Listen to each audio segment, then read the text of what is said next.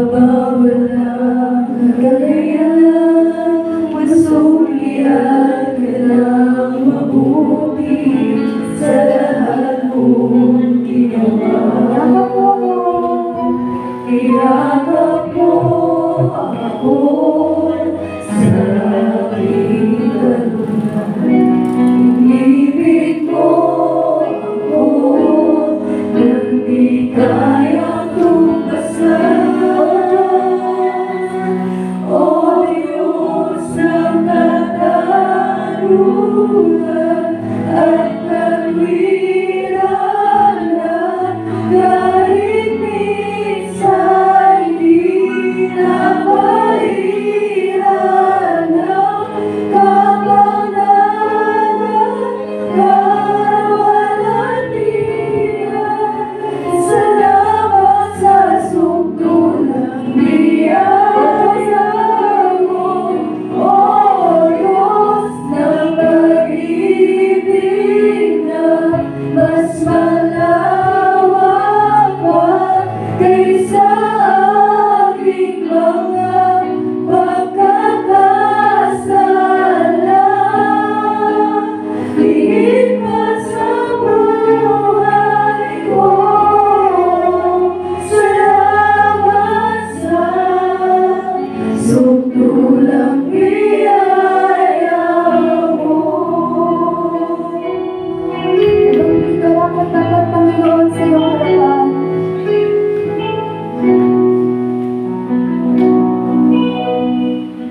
Habang hindi karapat-dapat, pagkukulan ng hanggan at wagas mong pagsikat. Habang walang kakayanan, masulian ka ng mabuti sa lahat mong ginawa. Yakap mo ako sa aking karumihan. Inibig mo ako nang di kayang tumbasan. O Diyos ng katarungan at katwiran, kahit minsan di napairan ang kapanganakan, kawalan-tiyan. Salamat sa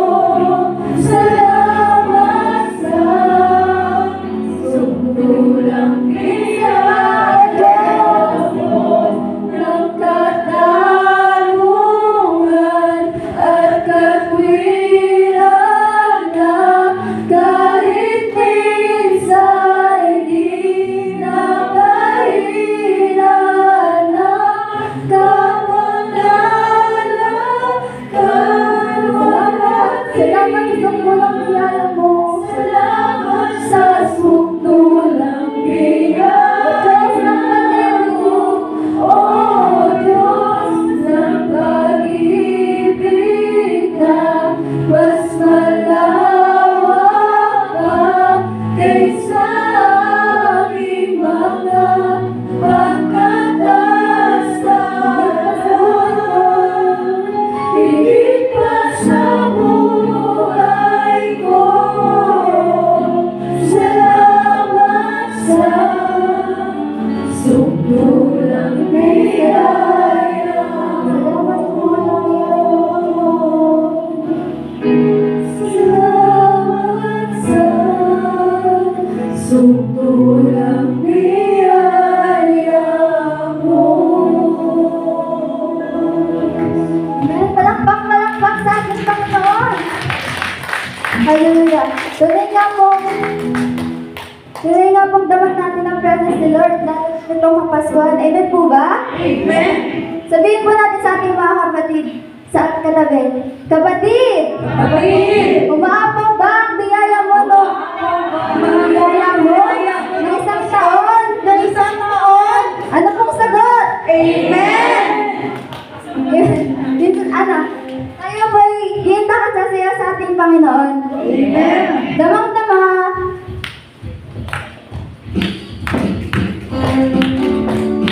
Nanibalang-balang mga mamamay sa ating Diyos na buhay. Amen.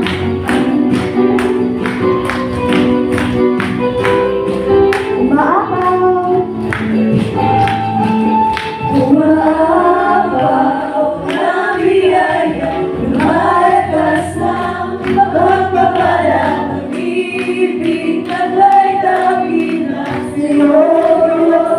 pag-ibig at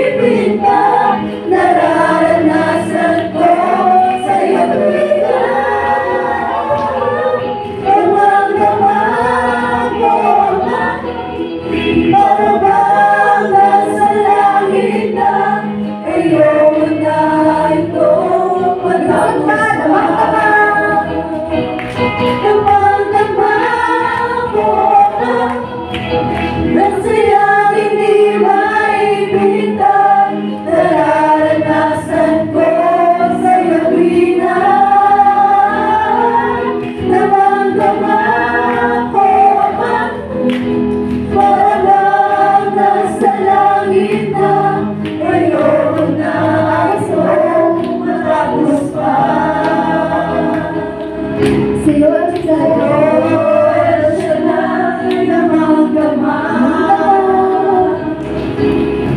Sa damdamang tunay na saya.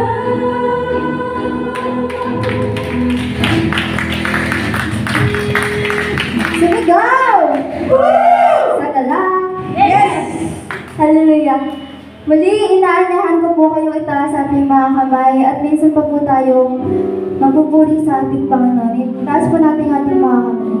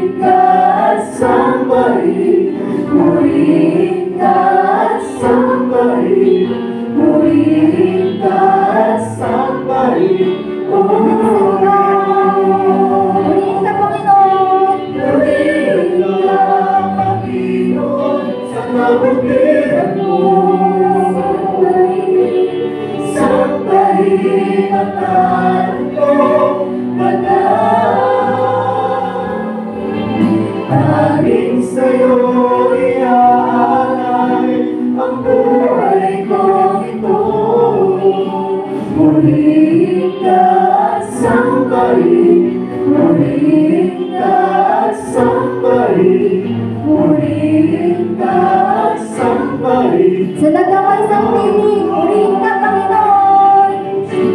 Purihin ka, Panginoon, sa kabutihan mo. Sambahin ang ngalan mo, Banal. Tanging sa'yo iaalay ang buhay ko.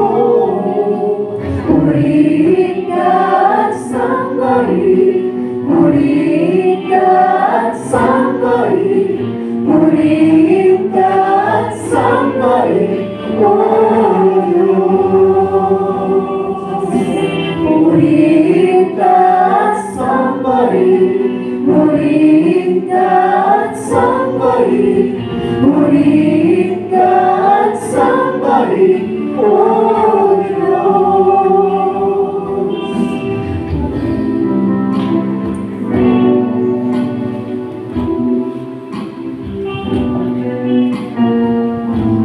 Hallelujah, hallelujah, Jesus, hallelujah. Sa ngalan ng Ama, ng Anak, ng Espiritu Santo, Amen. Hallelujah. Isang mapagpalang gabi po, Panginoon. Narito na naman po oras ng iyong gawain dito sa Makamot, Lord God. Marami pong salamat, kami iyong tinipon sa lugar na ito upang magpuri, magpasalamat sa biyaya at pagpapalang pinagkaloob mo sa bawat isa sa amin at sa aming pamilya. Marami pong salamat, Panginoon, sa pagtugon ng iyong mga anak sa oras na ito. Tinataas ko po ang gawain ngayon, Lord God, ang mga choir, manunugtog, workers po, Lord God. Pag-isahin mo po ang aming puso't isipan, ang mga attender, Lord God. Salamat po, nakarating sila na maayos sa lugar na ito. At ang wala pa po, Lord, hipuin mo po makarating na maluwalhati dito sa iyong ubasan. Ingatan mo po sila, gaya ng pag-iingat mo po sa amin. Salamat po, nakarating na maluwalhati ang magpapahayag na iyong salita, Lord God, si Brother Chico Agravante. Salamat po sa pag-iingat mo at nakarating na maayos.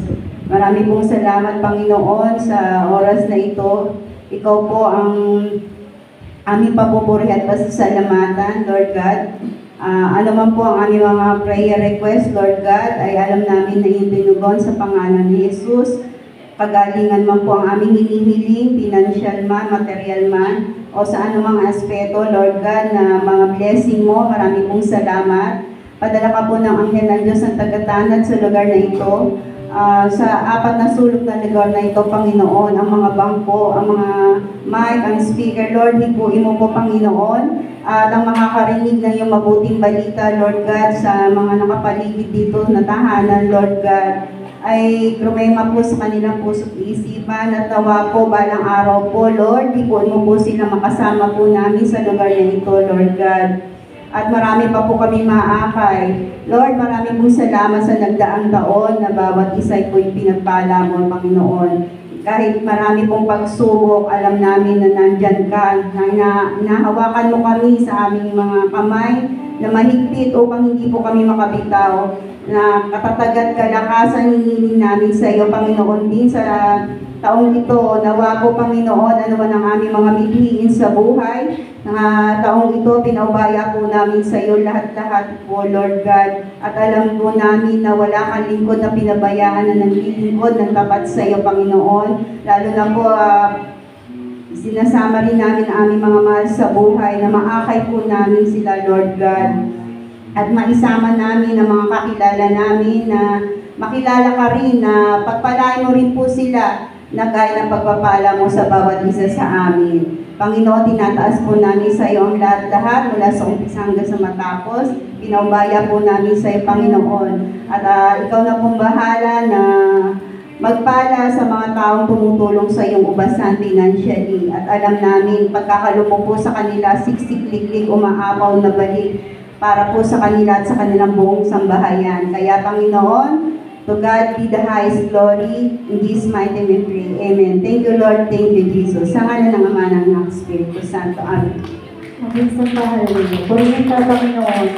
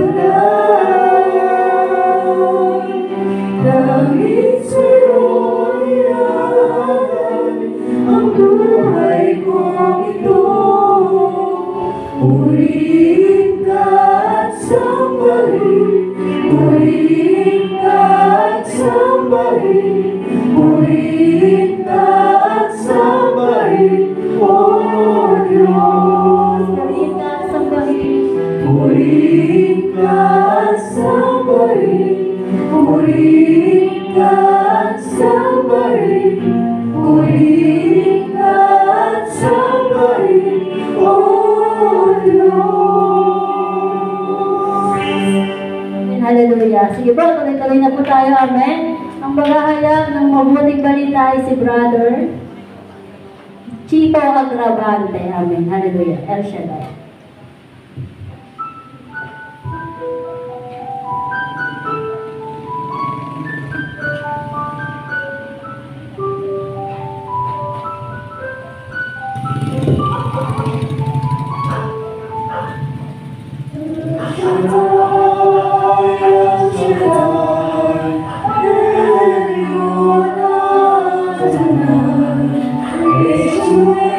You're still the same by the power of the name El Shaddai, El Shaddai, and God tonight. We will praise and lift you high, El Shaddai. Through your love into the realm, you saved us out of Abraham. Through the power of your hand, you turned the sea into dry land. Through the outcasts on your knees, you were the God who really sees. And by your might, you set your children free. El Shaddai, El Shaddai, El Elyon tonight.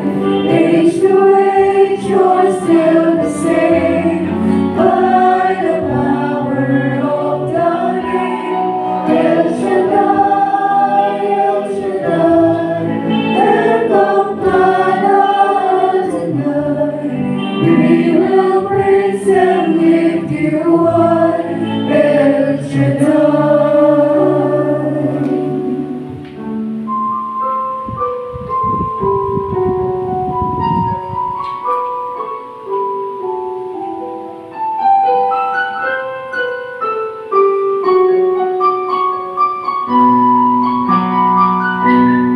Through the years it made me clear that the time of grace was near.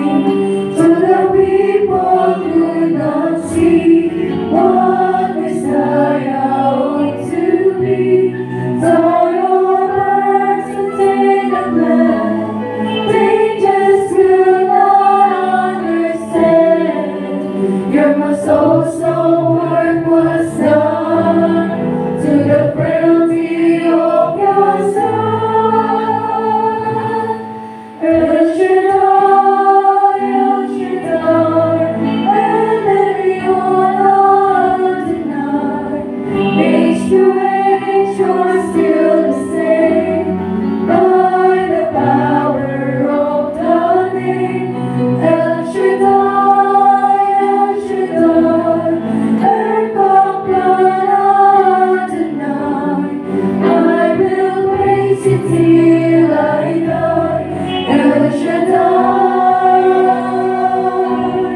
El Shaddai, El Shaddai, El Elyon tonight. Age to age, you're still the same by the power of the name El Shaddai, El Shaddai, and God tonight. I will praise you till I die, El Shaddai.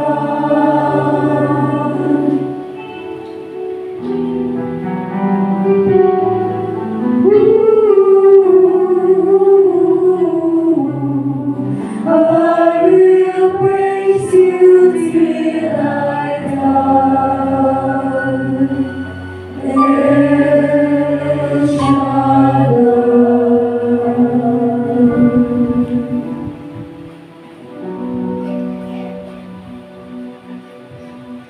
Praise God. Hallelujah. Hallelujah. Sa ngalan ng Ama, ng Anak, ng Espiritu Santo. Amen. Dakilang Diyos na makapangyarihan, labis po ang aming pasasalamat at buo ang aming loob na sa unang pagkakataon ng pagdiriwang at gawain mo sa lugar na ito. Alam po namin, Panginoon, na ikaw ay nalulugod at natutuwa sa mga lingkod mong patuloy na nagsusumikap na makarinig ng iyong mga salita.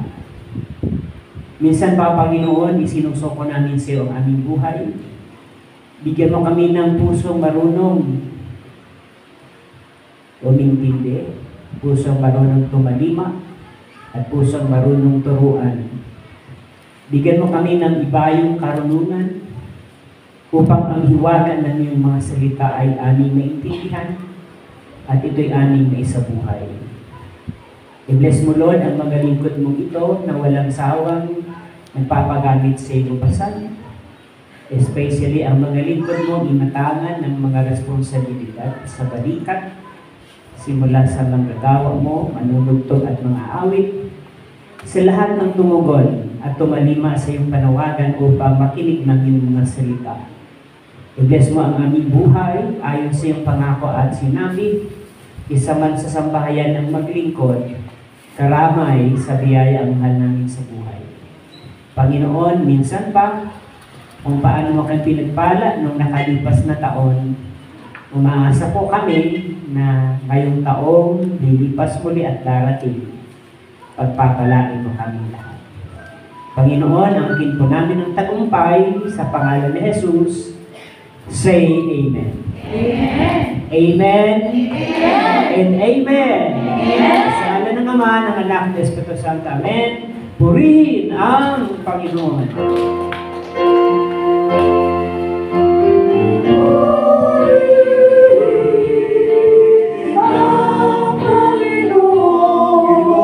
See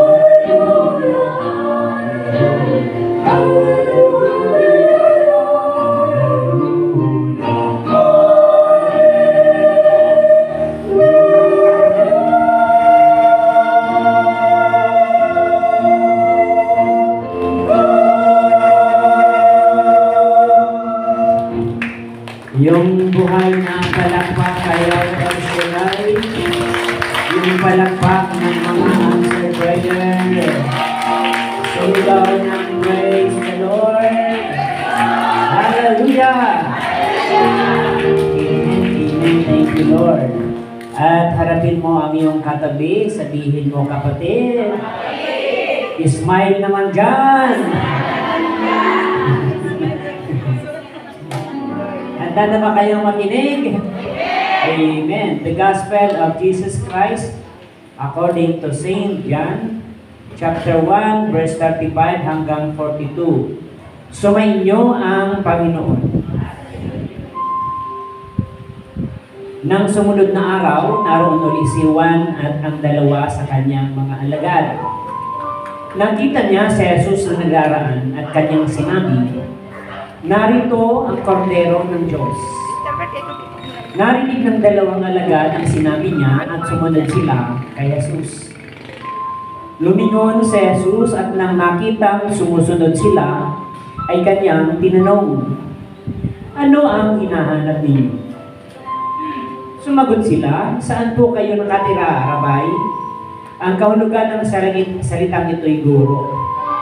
"Halik kayo at tingnan ninyo ang Jesus." Sumama sila at nakita nila ang kanyang tinitirhan. At tumuloy sila roon ng araw na iyon. Nooy mag-ikaapat na ng hapon. Ang isa sa dalawang nakarinig kay Juan at sumunod kay Jesus ay si Andres, na kapatid ni Simon Pedro. Una niyang hinanap ang kapatid niya nito. At kanyang sinabi sa kanya, "Natagpuan namin ang Mesiyas." Ang kahulugan ng salitang ito ay Kristo. At siya'y sinama ni Andres kay Jesus. Tinignan ni Jesus si Simon at sinabi sa kanya, "Ikaw si Simon na anak ni Juan, ang ipangangalan sa iyo ay Cephas. Ang katumbas ng pangalan ito ay Pedro." Mga magulang, mga kapatid, mga lingkod ni Yahweh El Shaddai, mga prayer partners, ito po ang magandang balita ng ating kaligtasan.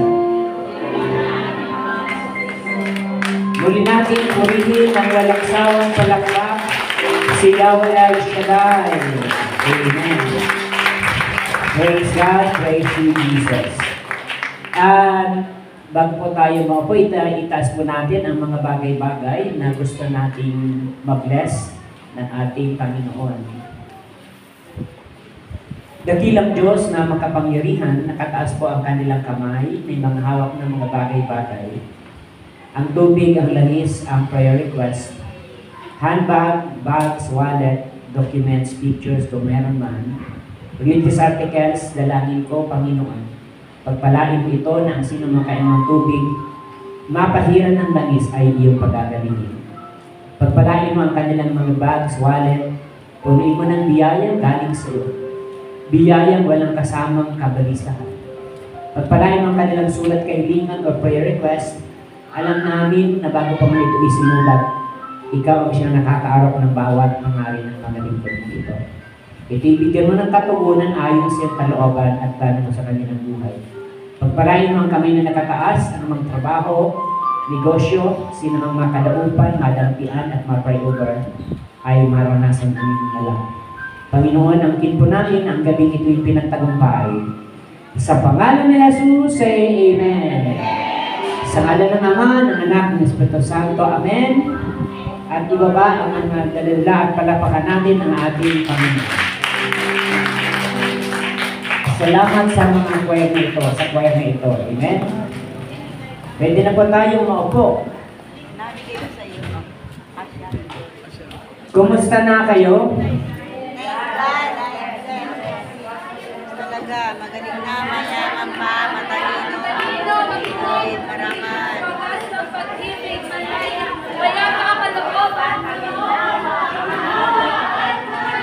Amen, amen. Sino ang hindi pa rin nakamemorize niya? Itaas ang kamay. Yung hindi pa nakamemorize, assignment na lang, ano? So, sa gabi ito, salamat sa Panginoon. Tinignan ko yung aking last na punta dito, mga kapatid, ay November 2017. Tagal-tagal na rin, ano? Nakapunta na ako dito mga 2 beses siguro.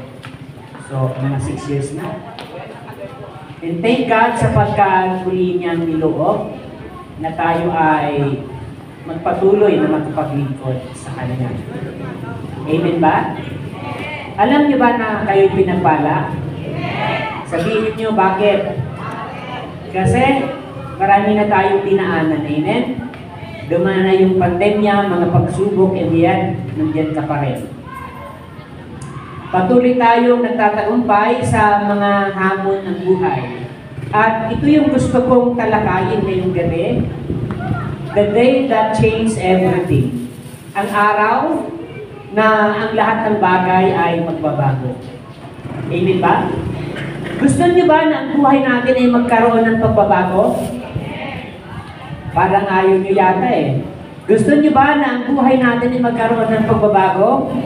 Amen. Gusto natin na ang buhay natin ay magkaroon ng pagbabago? Siyempre, pagbabago towards progress. Amen ba? Kaya nga, ang bawat taon ay pagkakataon to start all over again. Actually, ang panahon ay hindi naman nagbabago. Yung petsa lang ang nagbabago. And every new year ay pagkakataon na muling simulan ang mga bagay-bagay na hindi natin nagawa nung nakalipas na 12 months. Amen ba? Ito yung pagkakataon na kung saan napakagandang timing sa buhay natin. Na anuman ang mga bagay na naset aside natin, mga bagay na naisang tabi natin, ay pagkakataon na lumapit sa Diyos para muling magkaroon ng chance na ang buhay natin ay ma-restore patungo sa pinakamagandang plano ng Diyos. Sabihin mo sa iyong katabi kapatid, alam mo ba na may magandang plano si El Shaddai sa buhay mo? Alam nyo na yan, pero reminder once again, na huwag tayo makalimot. Kasi minsan, sa dami ng araw, sa dami ng linggo, sa dami ng taon na lumipas, parang ang buhay natin ay naka-default. Alam mo yung default? Sabihin yung default. Pag sinabing default, pag tumingin ka sa phone settings, mayroon niyang tinatawag na default. Pag sinabing default, yun ang factory reset na hindi mo kayang baguhin. Sapagkat yun ang inilagay ng setting ng factory para yung setting na yun ay walang sino mang makapagbago. For example, sa isang cellphone, mayroong mga application dyan na default. At kahit anong alis mo, hindi mo siya maalis. Amen ba? Alam niyo kung bakit yun ay naka-default? Yun ay kusang nakalagay doon. Sa buhay natin, may mga bagay na gusto nating alisin. May mga bagay na gusto nating baguhin. But sometimes, ito'y naka-default. Minsan, iniisip natin, hanggang dito na lang ba ako, Lord? Minsan, iniisip natin, ganito na lang ba ang buhay ko? And we think na akala natin hanggang doon ka na lang. Pero lagi mong tandaan, sabihin mo sa iyong katabing kapatid, hindi ka naka-default. Maraming pagbabago si El Shaddai na gagawin sa buhay mo. Naniniwala kayo doon? Kaya yung araw na ito ng gawain ng taon, ito yung pinili kong topic, the day that changed everything. Ang araw na kung saan ang lahat ng bagay ay pwedeng magbago. Amen ba? Nung nakaraang taon sa aking personal na encounter, sa aking paglilingkod sa Diyos, dumating yung point na mas madaling sumuko, di ba? Mas madaling umayaw. Mas madaling mag-give up kasi mahirap ang laban sa buhay. Ang buhay ay hindi kagaya ng pelikula na 1 oras lang, ang pelikula 2 oras lang, marami nang nangyayari. Pag nanood ka ng pelikula sa unang oras, sikat yung trahedor, pero sa bandang huli, panalo yung bida. Within hours, within 2 hours, maraming nangyayari. Pero ang buhay hindi ganoon.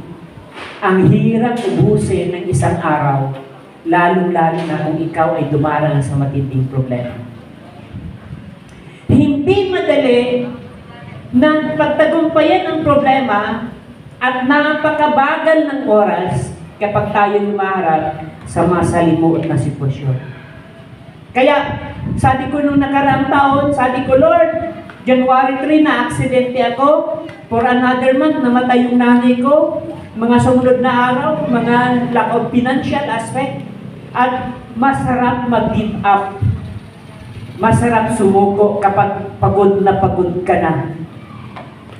Kaya sabihin mo sa iyong katabi, kapatid, kung dumaan ka man sa karamdaman, kung dumaan ka man sa kabiguan, kung dumaan ka man sa problema, sabihin mo kay Lord na papawiin tayo ngayong 2024. Gusto niyo yan?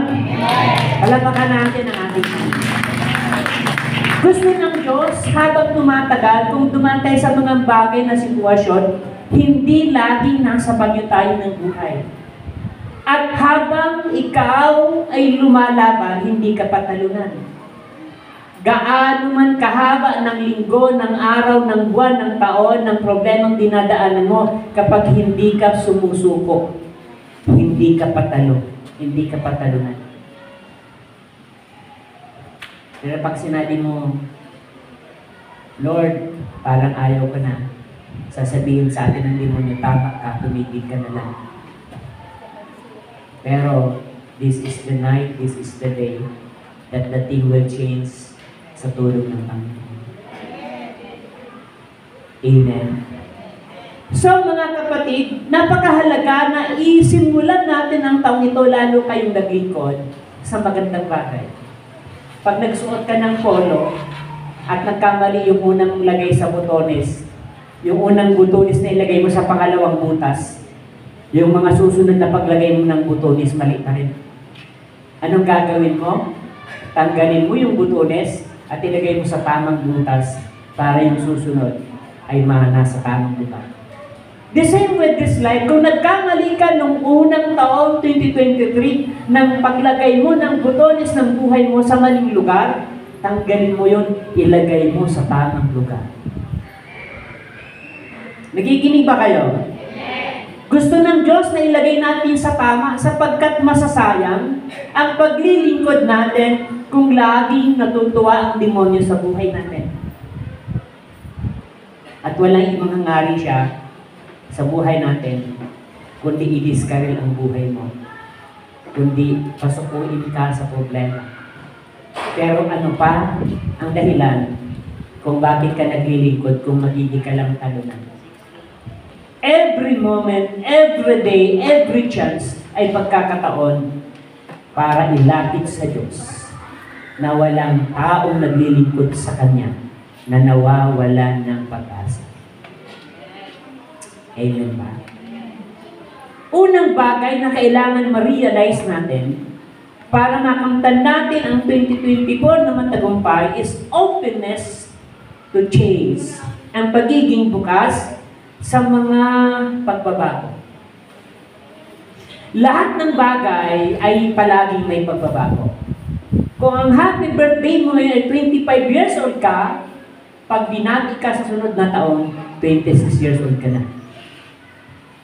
Amen ba? At hindi lahat ng panahon ay permanente. Amen ba? Mayroon akong kakilala, 2 batang choir. Overprotective yung kanyang papa. Nung bata pa sila ay dancing ministry. Habang nadadalaga sila, nagisilang choir. At simula nung ang 2 batang itong dalagita ay inilalagay sa bike. Inaangkas-angkas ng kanyang papa papunta sa gawain. Along the way, sa paglilingkod namin, lumipas ang mga ilang taon, sabihin natin 5 years to 10 years. Ang 2 batang ito ay nagdalaga na. Isang araw, nagsumbong siya sa akin. Alam niyo kung anong sumbong, sabihin niyo ano? Mga marites kayo. Ang sumbong niya sa akin ay, Brother Chito, nahihiya na ako. Kasi si Papa overprotective. Hindi na kami bata. Gusto ni Papa lagi pa kami nakasakay sa bike. Brother, nagbago na ang panahon. 10 taon na ang lumipas. Nagdadalaga na kami. Hindi na kami kagaya ng dati. Ang Papa namin ayaw magbago. Ayaw tanggapin ang pagbabago. Di niya nalalaman na ang edad namin ay tumatama na sa tamang edad. Kaya sabi niya, ba't ayaw niya na magpasako?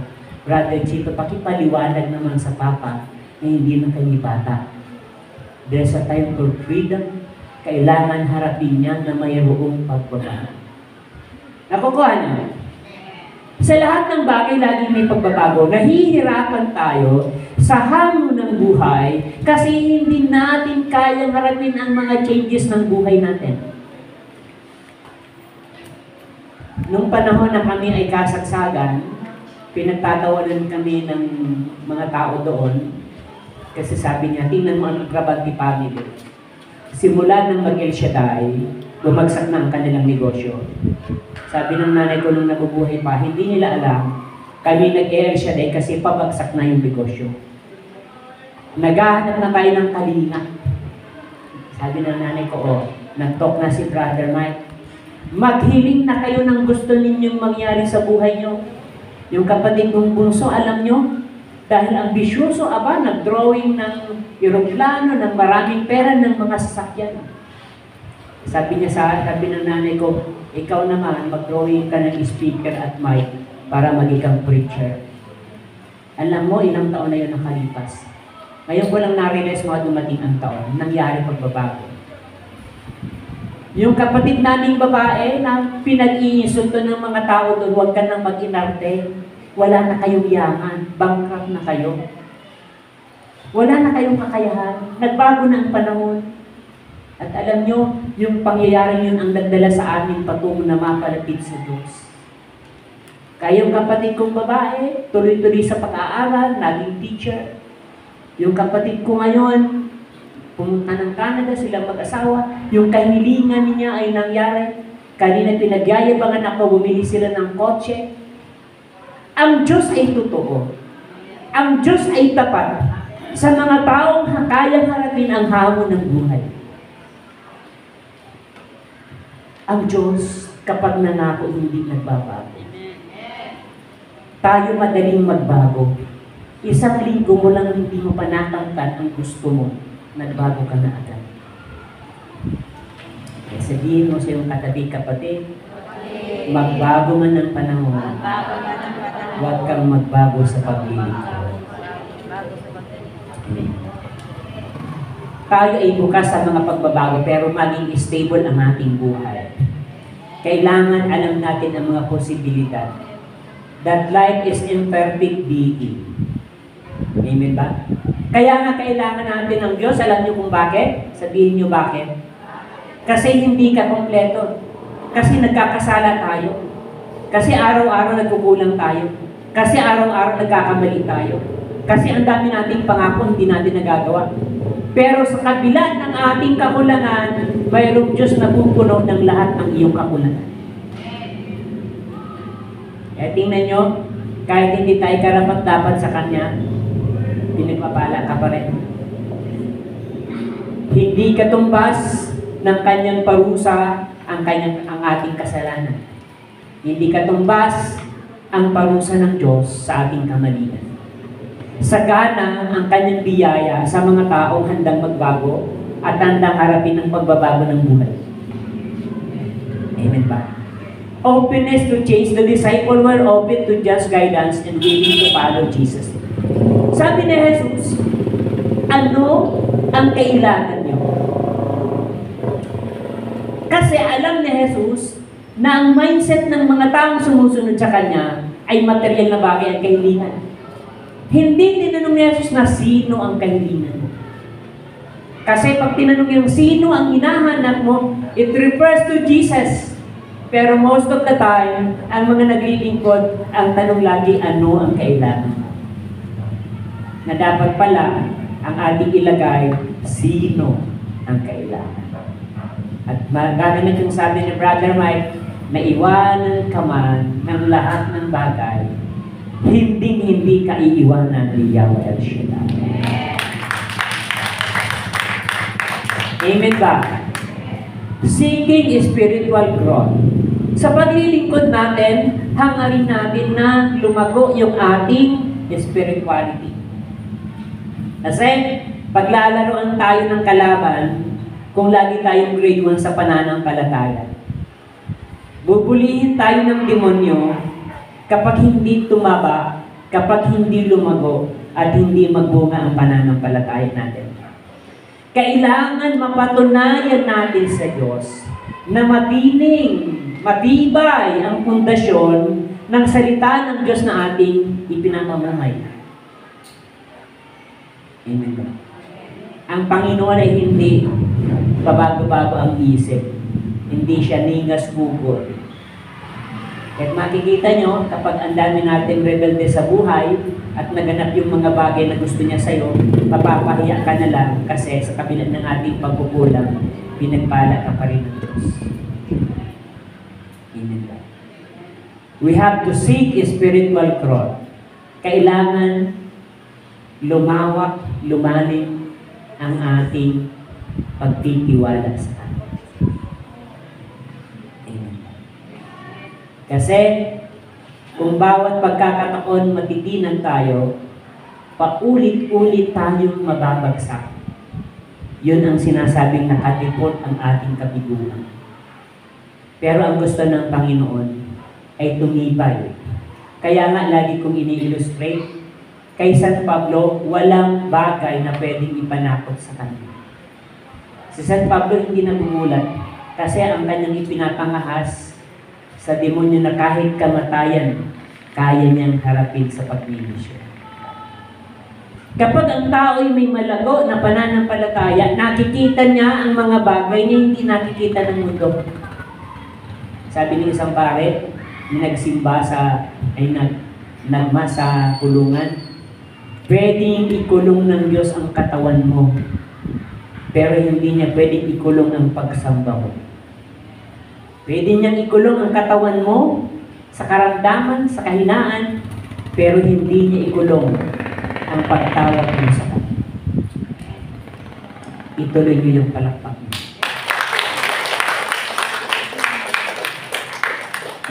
We have to seek spiritual growth, mga kapatid. Sabi ko lagi kay El Shaddai, hindi lang payamanan, kundi patamaan ng ating ugnayan sa Kanya. Kaya nga sabi ng punong lingkod, nung unang mga sagot natin, kumusta na kayo? Tayo ay ibang-iba kaysa iba. Extraordinary tayo kasi lumago ang ating pagkakilala sa Diyos. At nakapagtataka at nakakamangha ang gawain ng Diyos, wala kang rason para maging bungsay ang pananampalataya mo. Alam niyo kung bakit? Ang gawain lang ng El Shaddai na walang Lunes, walang Martes, walang Miyerkules, walang Huwebes, walang Biyernes, walang Sabado, na walang gawain. Alam nyo, kung sa gawain na ito, kayo pa ang lalayo sa gawain, hindi na problema ng Diyos. Sa ibang sekta, hindi naman sinisiraan natin sila. Linggo lang ang pagkakataon para makarinig sila. Pero ikaw, binibigyan ka ng chance araw-araw na makarinig ng sa ganon, ang pananampalataya mo ay tumaba, lumago sa buhay espiritual. Pag nakita ng Diyos na matinig ang ating pananampalataya, matutuwa ang Diyos. At kapag siya'y natuwa, mararanasan natin ang kagandahan ng buhay kay Diyos. Kaya minsan pinagninilayan natin na kung meron ng unang hingi natin sa Diyos ay ang paglago ng ating pagkilala sa Kanya. Ang matibay at tunay na pagkakilala sa Panginoon. Noong unang mga panahon, inakit lang tayo na yayaman ka, yumaman ka na. Inakit lang nagagaling ka, gumaling ka na. Inakit ka lang ng salitang pagpapalain ka, pinagpala ka na. At kailangan lumago ang pananampalataya na papakinggan. Yung tipong hindi ka nagugulat na pag may problema. Yung tipong hindi ka nadidiscover kapag dumarating yung mga suliranin. Kasi alam mo na, pag may problema, nandoon ang Diyos para tumulong. Sabi ng Panginoon, I will not give you trials beyond your limit. When the trial arises, when the trial comes, He will give you a way out. Bibigyan ka ng kakayahan na makapagtagumpay. Ako, hindi sa pagmamayabang ng pagmamalaki. Kung problema man lang, di nyo ko pwedeng pintuhan. Kasi, kung hindi ako nakaranas ng problema, magdodrawing lang ako. Pero yung mga problemang yun, yung mga kabigatan na yun, yung karamdaman na yun na dinaanan ko, alam nyo, ang tagal ko nang may blood sugar. Blood sugar lang kasi medyo decente. Pag diabetes kasi, pangit, ha? Dumating na ako sa point na butot balat talaga ko. Sabi ng asawa ko, Lord, kung kukunin mo na yung asawa ko, okay na lang. Pero kung may pagkakataon na buhayin mo pa siya, pagalingin mo siya. Dinodyo ko nga yung nanay ko sa Cotabato City, yung worker doon. Sabi niya, Brother Chito, mag-jogging ka na naman. Sabi ko, opo na kasi kailangan kong tulungan ang ating sarili na mapangalagaan ang ating katawan. Sabi niya, alas 4 ng umaga nag-jogging ka. Pag nag-jogging ka ng alas 4 ng umaga, maraming abo sayak dyan. Sabi ko, nanay, pag hindi ako namatay ng abo sayak, papatayin ako ng blood sugar. Kaya nag-jogging pa rin ako. Nagdidinig ba kayo? At alam nyo, dumating yung point, hindi ko lang binibitawan. Parang suko na rin ako. Ang dami ko nang napapakinggang preacher na bumigay na.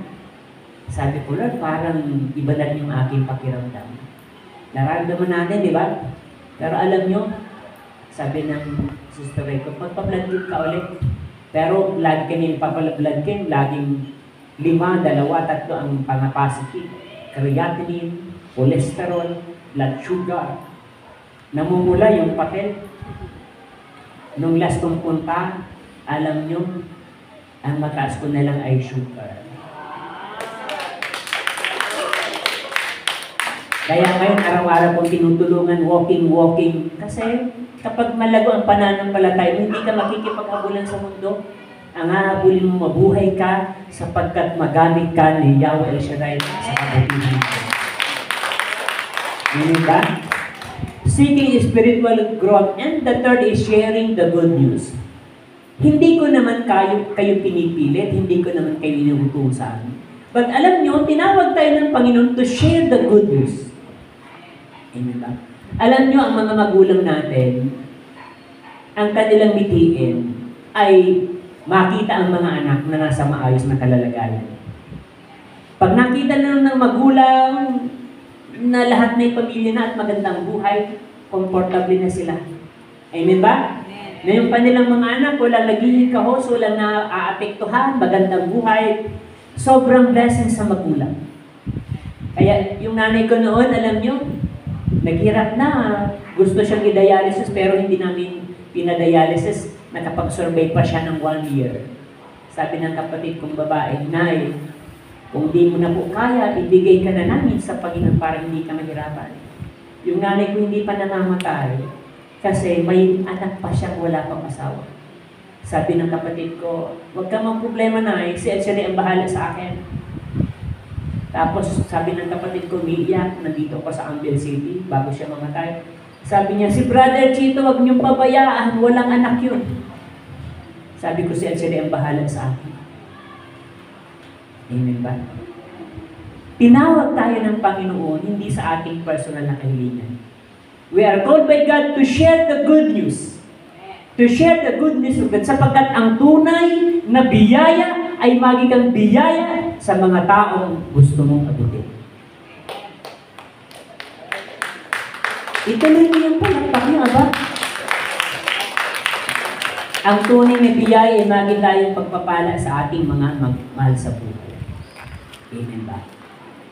At alam nyo, lagi kong sinasabi, ang Diyos hindi mahirap kausapin. Magtrabaho ka lang magtrabaho para sa Kanya. Siguradong maganda ang buhay natin. Kung hindi ka man mag-coordinator, okay lang. Kung hindi ka mag-worker, okay lang. But you can work in the vineyard of God in many ways. Kahit hindi mo ipagsigawan na worker ka, okay lang yan. Kahit hindi ipagsigawan na naglilingkod ka sa Diyos, yung manalangin ka lang sa mga taong abutin ay isang paglilingkod kay Yahweh El Shaddai. Amen. Sapagkat gusto ng Panginoon i-share yung kabutihan niya. Kasi pag hindi ka nag-share ng kabutihan, magiging tayong stagnant. Yung lupa, yung kanal na stagnant na hindi running water, ay nilulumot. Pag nilulumot, nilalamok. Kasi hindi gumagalaw. And the same with our life. Kapag tayo ay puro kabiglang hingi ng hingi, magiging stagnant tayo. Pero in spite of our littleness, sa kabila ng ating kawalan, sa kabila ng ating kahirapan, may pagkakataon ka na maging pagpapala sa mga taong hindi nakakakilala sa Diyos. Amen ba? And the last, mga kapatid, immediate response. Yung una, openness to change, seeking spiritual growth, sharing the good news, and number 4, immediate response. The disciple did anticipate to follow Jesus. Wag na wag kang bibitiw. Wag na wag kang mag-aalinlangan sa pag-ibig. Ang malaking kalaban ng tao, alam niyo kung ano? Ang tayo ay magsawa. Ang tayo ay mawala ng pag-asa. Kasi yung time frame, yung panahon, yung oras, yung taon, sabi ko nga sa inyo kanina, hindi madaling ubusin. Hindi madaling ubusin ang maghapon. Sabi ko sa nakausap ko sa kulungan, sabi ko mga brother, alam nyo mahirap itong tanong, pero itatanong ko pa rin sa inyo, kumusta kayo dito sa loob ng kulungan? Ayaw ko sanang itanong na ganyan, baka sagutin ako, subukan nyo dito, brad. Nagiging ba? Pero tinanong ko pa sila, kumusta kayo dito sa kulungan? Ang sabi ng mga, alam mo, brad, ang pinakamasakit na maranasan namin dito, kung paano ubusin ang maghapon ng 5 taon. At alam mo, wala kang kasalanan, sobrang sakla. At alam niyo, walang ibang nakakapaghilom nun, ang salita ng Diyos. Yung salita ng Diyos na tumatarak sa puso nila. Sa Corondan, ako'y ma-assign doon ng oras-oras may pinapasok na preso. Pero malagong gawain. Kasi daming umati. Maraming nakukulong. Sabi nila, brother, salamat na lang may El Shaddai dito. Kasi wala na kaming way out. Yung bang tipong hindi mo na alam kung saan ka pupunta. But through that God is always calling us. The moment you respond to God's calling, masasatisfy ang lahat ng ating kabigatan. At the very end of our ability, at the very end of our capacity, there is always God, a God of hope. Pag sukong-suko ka na, at hindi mo na kayang dalhin ang problema, at kahit sa gabi nakapikit ang iyong mata, pero lumalakbay ang iyong diwa, sa dami ng problema, pagbangon mo sa umaga, kasi hindi naman masabing gising, kasi hindi ka naman natulog eh. Kaya ang tawag doon pagbangon. Pagbangon mo sa umaga, lulubo-lubo ka at mahina ang iyong isip. Pag nasunod yun ng 1 araw, nasunod yun ng 2 araw, nasunod yun ng 3 araw, ikaw na ang problema. And God is good, sapagkat yung bigat ng problema ay nalalagpasan.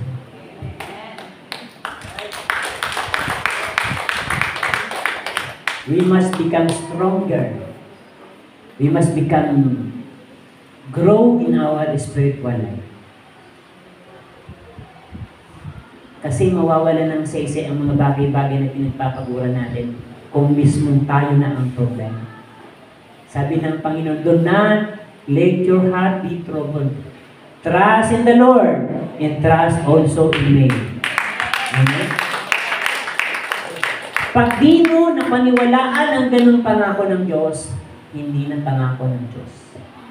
May joke na ako eh. May joke ako, gusto ng joke. Sabi nung babae, Brad, parang gusto ko nang mag-give up. Bigo ako sa pag-ibig, nawalan pa ako ng trabaho. Ako pa ang breadwinner sa pamilya namin. Brad, gusto ko nang magpakamatay. Sabi ko, ilang taong ka na, sister? 50 na ako, Brad. Huwag ka nang magpakamatay. Hintayin mo na lang. Amen ba? Sabihin mo siyang katabi kapatid. Dalangin ko na magkaroon ka ng mahabang buhay at malakas ang katawan at may karunungan na galing kay El Shaddai. Palakpakan natin ang Panginoon. Amen. At tumayo na po tayong lahat, mga kapatid. Awitin natin ang Maghari Ka, O Diyos. Maghari Ka, O Diyos, sa aking buhay. Ilagay natin ang ating kamay sa tapat ng ating puso. Sa gabing ito, hayaan mo na walang ibang pwedeng pumuno sa pagkatao mo ay hindi ang takot. Lahat nagkakasala, huwag kang mag-guilty. Lahat nagkakamali. Pero ang Diyos ay nagpapatawad. Kung meron mang bumabagabag sa buhay natin, na nagawa nating mali, lagi mong tandaan, ang Diyos ay nagpapatawad. Kaya kanyang unawain, kaya kanyang intindihin, ano man ang kamalian mo. Basta handa kang magbago sa kanyang gusto. We must be open to change in this life. Huwag kang susuko na manatiling mali. Huwag kang susuko na manatiling nasa dilim. Lagi mong hintayin na walang ibang pwedeng umupo sa trono ng puso mo.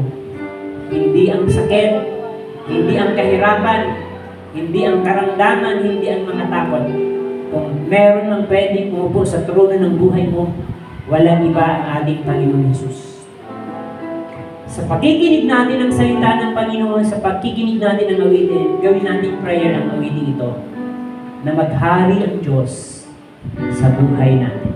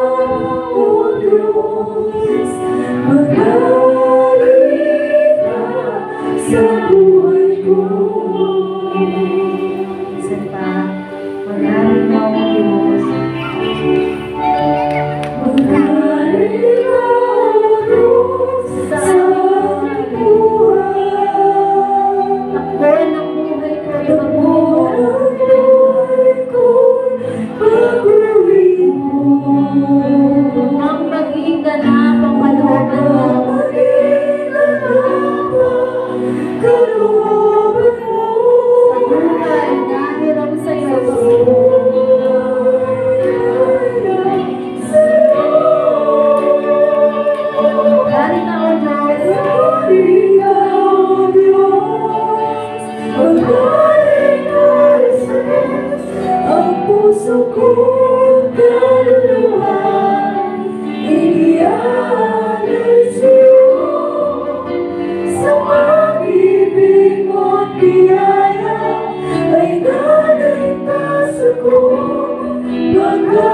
ka, O Diyos, maghari ka sa buhay ko.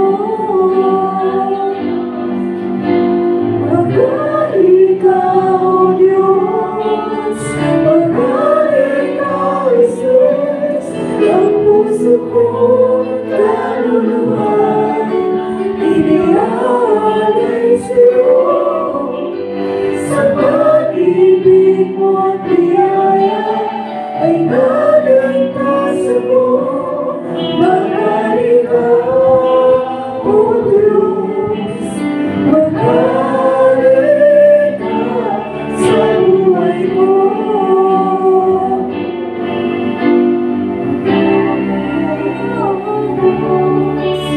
Maghari ka, Jesus, ang puso ko kaluluwa'y Naalay sa'yo. inialay sa'yo. Sa Pag-ibig mo at biyaya ay naligtas ako. Maghari ka, O Diyos, maghari ka sa buhay ko. Maghari ka sa buhay ko. Maghari ka sa buhay ko. Dakilang Diyos na makapangyarihan. Ito po ang aming minimiti ngayong 2024.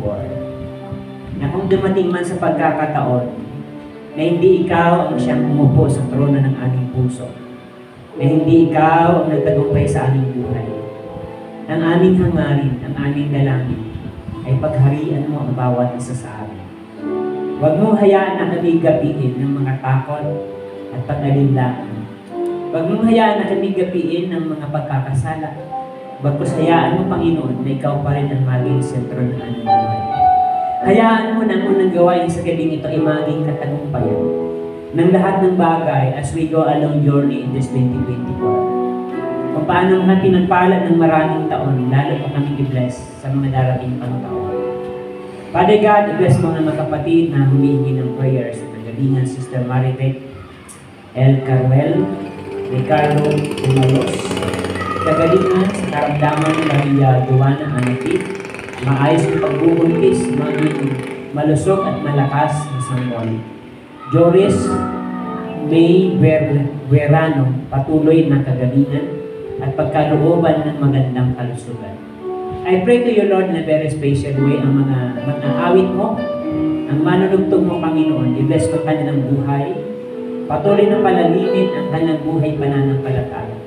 Palaguin ang kanilang spiritual na maisa ito, no, hindi lamang ang mga awit, kundi ang kanilang buhay nang sa ganun silang lahat ay magtagumpay.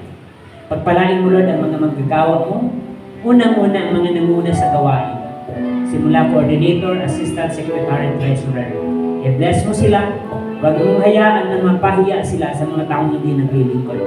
Ingatan mo, gabayan mo, pagpalain mo sa lahat ng aspeto ng kanilang buhay. Ang lahat ng umaten, ang lahat ng makarinig at nakarinig, pagpalain mo ang kanilang mga kahilingan. Dalangin ko na maganap ang kalooban sa aming lahat sa pangalan ni Jesus.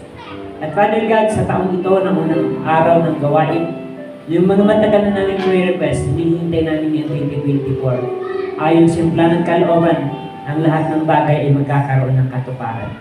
Pagalingin kami sa lahat ng uri ng sakit, physical, spiritual, mental, at sa lahat ng aspeto ng aming katawan, mula ulo hanggang talampakan, sa dugo, sa balat, sa laman, sa anumang area ng aming katawan, we pray in the name of Jesus. Kaming lahat ay pagalingin mo sa pangalan ng Jesus. And Father God, ang po namin ng tagumpay ng buhay, kagalingan, kalakasan, at pag-asa sa iyo, Panginoon. Marami pong salamat ang pabulit parangal sa iyo namin ibinabalik sa pangalan ni Jesus. Say Amen. Amen. And Amen. Sa ngalan ng Ama, ng Anak, ng Espiritu Santo. Amen. Pinagpalang gabi sa inyong lahat, and let us give thanks.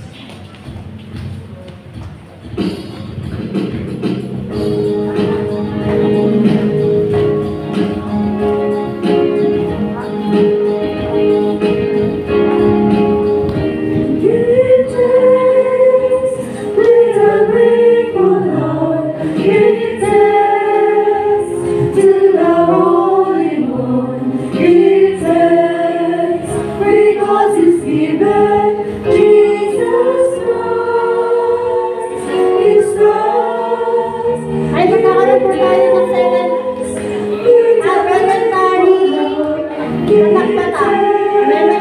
May ikot po doon. Para po sa